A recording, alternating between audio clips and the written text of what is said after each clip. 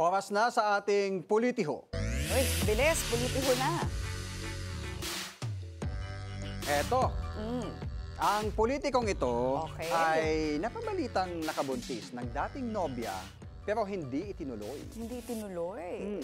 Okay. Eh galing daw kasi sa long-term relationship ang politiko bago maghiwalay dahil sa third party.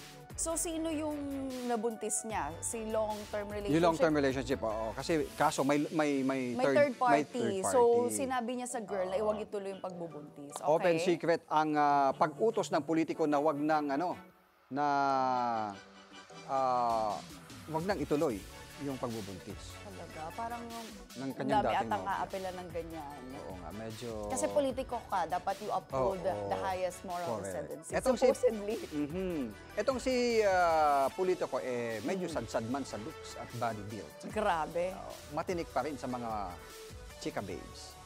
So wala nang looks, hindi ka gapuhan, pangit pa nung katawan, pero nakakakuha pa ng Nakakuha pa ng... kids. At Matinik. hindi pa irresponsable pa. Oo. Ay, naku. Ayun. Oy, makihula na kung sino Uy, yung ating tinutukoy open na... secret. Saan yan? Ang clue, lalaki yan. Lalaki yan. Local, national, mambabatas. Yeah. Oy, makihula na ha.